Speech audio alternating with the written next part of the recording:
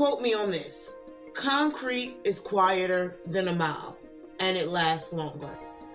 Sundown towns, let's talk about it. No. Hold on, before I go any further, I have to shout out Robert Stevenson Jr. for leaving black hearts in my last video. That right there, that's why I do this. It lets me know I'm not talking to myself. I appreciate you. Back to the video. Marion County, Indiana is 93rd on the list. Home to Indianapolis, the Sundown infrastructure started downtown in the county seat. July 4th, 1845, a free black man named John Tucker is beaten and unalived. On July 4th, 1845, John Tucker, free man of color, was eastbound on Washington Street coming toward Illinois. He encountered three white men who had been drinking: Nicholas Wood, William Ballinger, and Edward Davis. At some point in this encounter, things got a little violent. Nicholas Wood struck John Tucker in the face, causing his nose to bleed, and then he ducked into one of the shops right here behind me, somewhere along Washington Street. Tucker stood on the sidewalk and demanded that Wood come out and confront him like a man in the street. Eventually, Wood did come out. A brawl ensued. The brawl slowly worked its way west on Washington Street, where they got to this corner, and Ballinger and Davis separated the two men. As Ballinger separated the two men, more words were exchanged. A crowd started to gather. At some point, someone in the crowd belligerently told John Tucker that he needed to leave before he got hurt. Someone else shouted, "Go to the town marshal and file a complaint against Wood." Tucker turned and started north up Illinois Street. Someone in the crowd started throwing rocks. Tucker turned to confront the people in the crowd. As he confronted these people, more rocks, more projectiles were thrown. The fight started again. The men were separated a second time. This time, Tucker had gotten the best of Wood in the whole process. Wood got angry and grabbed what's known as a swingle tree. This is the county seat. It set the tone. It showed that the system would respond badly to public violence. And this wasn't the last time Marion County enforced racial boundaries to make sure our ancestors knew their place. It escalated. In 1903, a black man was unalived for speaking to a white girl. By Red Summer of 1919, I've talked so much about Red Summer in other videos like Chicago. I'll link it down below. But in Garfield Park, 200 to 300 white boys attacked a group of black boys because they believed they were looking at or talking to a white girl. They called this incident a riot. It was bricks and clubs and chaos, and an innocent child ended up getting, you can read it. Riots wasn't the only thing they used to control racial boundaries. Take Riverside. Let's check this out. Riverside Park has been a pillar in the West Side neighborhood for more than a century. It was really nice, and people boated and swam all up and down White River, all the way back up here past 30th Street. It was just the place to be in the summertime. There was an early version of a local zoo. The park offered riverboat rides, and the amusement park had more than roller coasters and a Ferris wheel. It had dreams. In the warm weather, this was a social gathering spot, but I need to caveat that with, this is where the white community met. African Americans were not welcomed here. For years, Riverside Amusement Park posted signs that read, "Patronage whites only solicited." And the black community rejected that with protests in the 40s. Historian Leon Bates can remember the impact that had on his family. My mom as a kid told a story about not being able to go into that amusement park except on the days when they had what they called the colored frolic days. One day a year, black people had access to the park, usually the last day of the season, and racist policies and segregation like this permeated Indiana.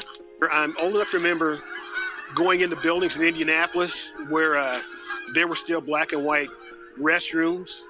I can remember riding in the car with my parents and seeing signs along the highway that said Sundown Town. Riverside Amusement Park was segregated until 1962. Though protest and pressure to change the racist policy were won, the amusement park eventually shut down in 1970, and by then, Riverside had become a victim of white flight. That is how African Americans actually got into this, and that starts in the 1950s. Most people refer to it as white flight. Once it started, this is not the only neighborhood that happened to that white people moved out of en masse. I mean, just almost overnight. Like many other neighborhoods across America, the disinvestment of resources can be felt. But people like Phyllis Hackett has always found pride in her community and relished in its richness. This showed us the Sundown infrastructure in action: segregation, terror, and violence, despite the population. I talk about it more in my book. But at the same time all of this was happening, by the turn of the century, we had several thriving neighborhoods like Indiana Avenue, where Madam C.J. Walker did business. Let's learn.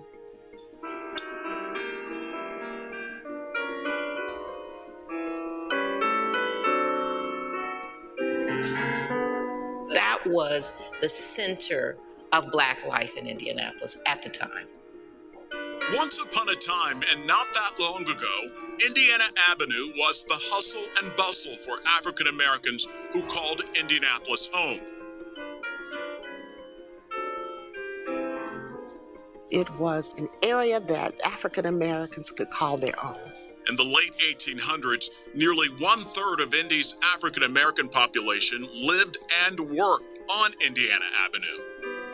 Indiana Avenue and the surrounding area was a very thriving Black business community with churches, with businesses, with movie houses, with restaurants.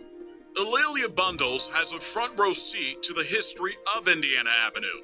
She and some members of her family had a hand in the progress in this cultural area of Indianapolis.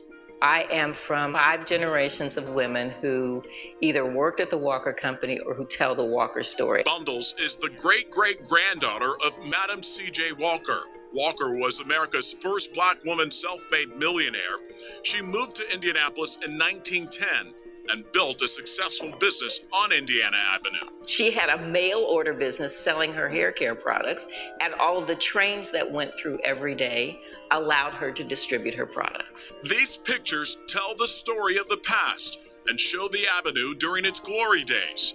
But by the late 1950s, life and the landscape here as some new Indiana Avenue started to change. In cities all over the United States during the 1950s and 1960s, there began to be a desire to build highways to bring people in from the suburbs. Indianapolis was one of those cities. Who said that history isn't interesting and can't draw a crowd? And at this discussion put on by Indiana Landmark's Black Heritage Preservation Program, many people gathered to hear the untold story of Indiana Avenue. They also learned that from a combination of redlining and the need to build highways, many Black families and business owners were forced to leave what they started behind. The fact that Indiana Avenue was so close to downtown Indianapolis, being the kind of community that it was not seen as something positive for the city. Eunice Trotter is the director of the Indiana Landmarks Black Heritage Preservation Program. That loss in population had a direct impact on the businesses there. Bundles hopes with more conversation, planning, and work, Indiana Avenue won't ever be forgotten. By now, our ancestors were getting too uppity. That made people uncomfortable. By the 1920s, the Klan organized and ran the government in Indiana, and Indianapolis became one of its strongest power bases. In the 1920s, the Ku Klux Klan set out to take over the state of Indiana.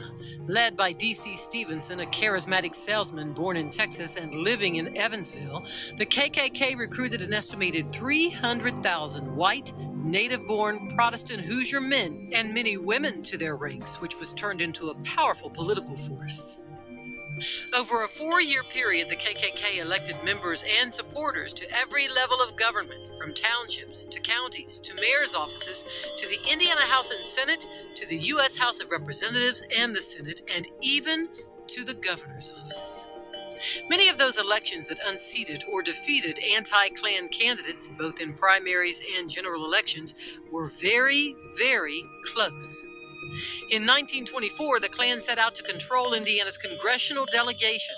A 5-term House incumbent representing Central Indiana, Merrill Moores, was beaten in a close race in the May primary by Klansman Ralph Updike. That November, incumbent Congressman William Wilson, who represented Southwest Indiana, was beaten by a Klansman named, ironically, Harry Rowbottom. Mr. Rowbottom concluded his career in federal prison for selling a post office appointment. The election for governor in 1924 demonstrated the Klan's dominance of state government when their candidate, Ed Jackson, received 53% of the vote. Jackson used his power as governor to appoint a Klan supporter, Arthur Robinson, to a U.S. Senate vacancy. In 1925, Klan candidates won control of city governments in Gary and Indianapolis. Some of those elections in which the KKK-supported candidates were running were for school board members. There may be school board elections on your ballot in November. Because Indiana school board elections are nonpartisan, many Hoosiers often overlook them when voting, leading to very close elections where every vote counts.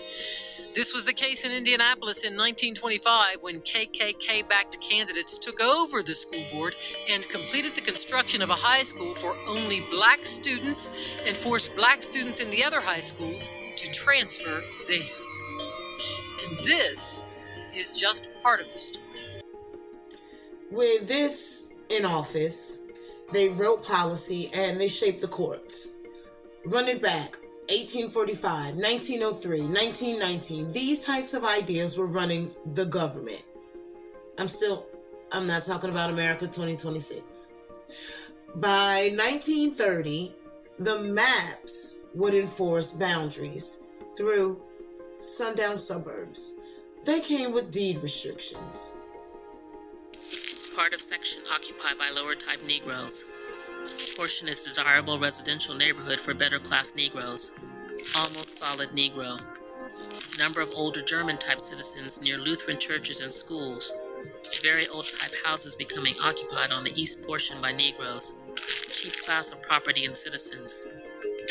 Remarks like these were often listed on the Homeowners Loan Corporation map issued in 1937 for the city of Indianapolis.